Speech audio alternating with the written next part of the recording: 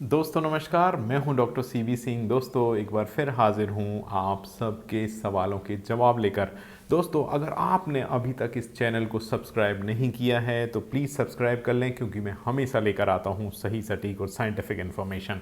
मेरे किसान भाइयों, बहुत दिन से बहुत सारे लोग मुझसे सवाल पूछ रहे थे। कुछ ना कुछ सवाल उनके आते रहते हैं। मैं कोशिश करूंगा इस वीडियो के माध्यम से कुछ सवालों के जवाब दूं और आने वाले वीडियोस में और आपके सवालों को सम्मिलित कर सकूं। दोस्तों पहला जो सवाल है वो पूछा है ध्यानेंद्र देवरे, और इन्होंने पूछा है सर प्लीज़ काऊ के डाइजेस्टिव सिस्टम के ऊपर पूरी वीडियो बनाएं। ये ध्यानेश्वर जी, आपने जो सवाल पूछा है एक्चुअली इतना इम्पोर्टेंट है, इतना ज़रूरी सवाल है ये। और ये जानना हम लोगों के लिए बहुत इम्पोर्टेंट है कि ये जो दूध देने वाले पशु हैं, स्पेशली जो गाय और भैंस, जिनको हम रूमिनेंट्स बोलते हैं, इनके डाइजेस्टिव सिस्टम में और हमारे डाइजेस्टिव सिस्टम में या पाचन तंत्र में क्या अंतर है। क्योंकि सारा जो सिस्टम है, जो आपका जो फीडिंग का जो सिस्टम है, वो इनके डाइजेस्टिव सिस्टम या पाचन तंत्र को ध्यान रख कर ही उनकी डाइट को डिज़ाइन किया जाता है। क्योंकि इनके अंदर रूमन होता है, ये जुगाली करते हैं, और हमारी जो डाइट है या जो आहार है उससे टोटली इनका आहार अलग होता है। तो आपका बहुत सही सुझाव है। मैं कोशिश करूँगा कि किसी एक वीडियो में सारा का सारा डाइजेस्टिव सिस्टम इन रूमिनेंट्स का एक्सप्लेन करूं और आप लोगों को बड़ी सिंपल सी भाषा में समझाऊं, ताकि आप अपने आप डिसीजन ले सकें कि कौन सा आहार उसके लिए बेटर होगा, कौन सा इंग्रेडिएंट्स आपको किस तरीके से यूज़ करना है और कौन कौन से जो फैक्टर्स हैं उनको कंसीडर करना है। तो देखते रहिए, आने वाले वीडियोस में मैं 100% इस चीज़ को, आपकी सुझाव को कवर करूँगा। उसके बाद हैं मुकेश चक्रधारी। इन्होंने तारीफ़ की है कि आप बहुत अच्छा काम कर रहे हैं। तो धन्यवाद मुकेश जी, आपका बहुत बहुत धन्यवाद। और जब आप लोग तारीफ़ करते हैं तो मैं मोटिवेट होता हूँ, मुझे मोटिवेशन मिलता है। तो आप इस चैनल को ज़्यादा से ज़्यादा शेयर करते रहें, सब्सक्राइब करते रहें, और इसी से पता चलता है यूट्यूब को कि कुछ अलग कंटेंट है और वो भी इसको प्रमोट करता है। उसके बाद जो क्वेश्चन हैं वो हैं अजय कुमार जी, और इन्होंने बोला है सर शेड पर भी, जो काऊ शेड है उस पर भी वीडियो बनाएं। अजय कुमार जी, बहुत ही इम्पोर्टेंट एस्पेक्ट होता है उसका हाउसिंग या शेड, और बहुत सारा पैसा मेरे किसान भाई उस पर खर्च करते हैं। कई बार ज़रूरत से ज़्यादा, जितना वो एनिमल्स पे खर्च नहीं करते उनको परचेज़ करने में, उससे ज़्यादा वो शेड पर खर्च कर देते हैं। तो बहुत ही इम्पोर्टेंट आपका सुझाव है कि शेड पर कितना पैसा खर्च करें, किस तरीके से करें, उसका डिज़ाइन कैसा हो, इस पर भी मैं आने वाले टाइम में एक सारा कंप्लीट वीडियो कवर करूँगा। हो सकता है वो सीरीज़ हो, क्योंकि ये बहुत ही बड़ा सब्जेक्ट है, और मैं इसके लिए कोशिश करूँगा जल्दी से जल्दी टाइम निकालूँ और इस पर आपको सही, बिल्कुल सटीक इन्फॉर्मेशन देने के प्रयास करूँगा। उसके बाद हैं पावरफुल वीपन। इन्होंने अपने शायद चैनल का नाम लिखा है पावरफुल वीपन, और इन्होंने ये पूछा सर जर्सी और एचएफ में से कौन से काऊ में के दूध में फ़ैट ज़्यादा मिलता है।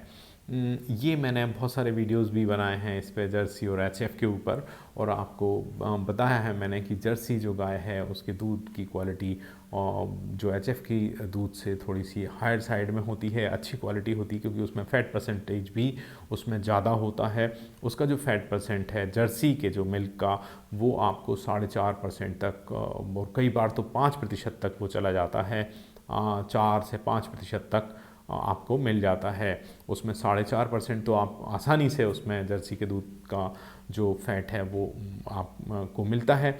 लेकिन जो एचएफ है उसका मिल्क प्रोडक्शन बहुत ज़्यादा होगा, बहुत ज़्यादा दूध का उत्पादन देगी, लेकिन उसमें एक समस्या होती है, वो है उसका फ़ैट। उसका दूध में फ़ैट बहुत कम होता है, और वो 3-3.5% तक आप देखते हैं कि उसमें 3 या 3.5, या कई बार ऐसा होता है कि जब फैट डिप्रेशन होता है उसके अंदर, तो वो 3 से भी नीचे चला जाता है, 2.8 या उससे भी नीचे। मैंने देखा है कई जो फार्मर्स हैं वो परेशान हो जाते हैं कि सर दूध तो बहुत ज़्यादा है लेकिन फ़ैट डिप्रेशन के कारण उसका फ़ैट बहुत कम है। तो उसमें हम लोग उसकी डाइट को चेंज करते हैं, उसके आहार को चेंज करते हैं और फिर धीरे धीरे करके उस सिचुएशन को इम्प्रूव करते हैं। लेकिन डेफिनेटली ये बात सही है कि जर्सी का जो ब्रीड की कैरेक्टरिस्टिक है कि उसके दूध में फ़ैट ज़्यादा होता है।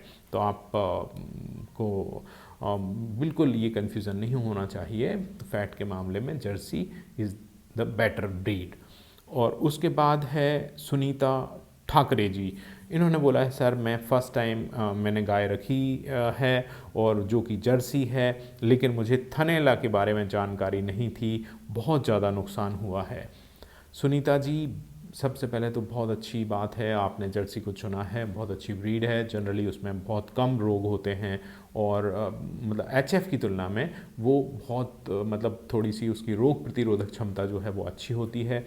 लेकिन जो थनैला एक ऐसा रोग है जिसके कारण बहुत सारे किसान भाई परेशान रहते हैं, स्पेशली जो हाई यील्डिंग एनिमल हैं, जो ज़्यादा दूध देने वाले पशु हैं, उनमें थनों में सूजन या थनों का कड़क होना या लाल होना और उनमें से कई बार पस निकलना, मवाद निकलना या दूध के चिथड़े निकलना बहुत आम बात है। ये बहुत आम रोग है लेकिन नुकसान बहुत करता है क्योंकि इसमें महंगे महंगे एंटीबायोटिक्स दवाइयाँ लगती हैं और आपका मुनाफा इसमें चला जाता है। तो इसका सबसे बेस्ट जो उपाय है वो ये है कि आप उसके ट्रीटमेंट के बारे में ना सोचकर इससे बचाव के उपायों के बारे में सोचें। और जो बचाव के जो उपाय हैं वो सिंपल से हैं।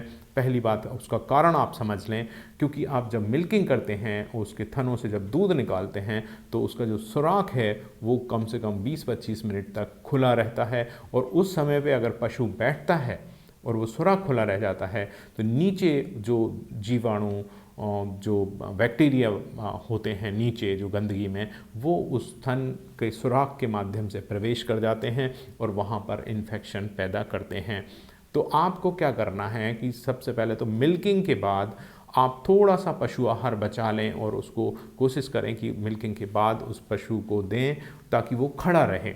कोशिश करनी है कि वो खड़ा रहे, लेकिन क्योंकि हो सकता है फिर भी वो बैठ जाए नीचे, तो आपको इसके लिए एक टी डिप आप मार्केट में देखेंगे, बहुत सारे जो लिक्विड्स आते हैं, सॉल्यूशंस आते हैं जो आप उपयोग करते हैं थनों के ऊपर, थनों को उसमें डुबा देते हैं और उसके अंदर वो एक लेयर बना लेता है जिसके कारण वो सुराख जल्दी बंद हो जाता है और वो डिसइंफेक्टेंट का काम करता है। अगर बाई चांस कोई जो बैक्टीरिया उसके अंदर प्रवेश भी कर जाता है तो वो वहीं पे उसकी रोकथाम हो जाती है।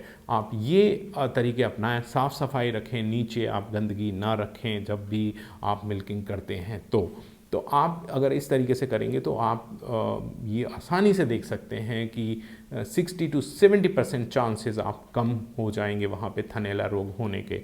तो मुझे उम्मीद है कि आपको ये जो सवालों के जो मैं जवाब देता हूँ इससे कुछ ना कुछ फ़ायदा होता होगा, और अगर होता है तो कमेंट बॉक्स में जाकर आप ज़रूर बताइएगा कि आपको कुछ फ़ायदा हो रहा है। और आप सवाल यूं ही पूछते रहिएगा ताकि मैं आपके लिए इस तरीके के वीडियोस लाता रहूं, और यूं ही प्यार बनाए रखिए, यूं ही इस चैनल को सब्सक्राइब करिए, वीडियो को शेयर करिए। जय हिंद दोस्तों।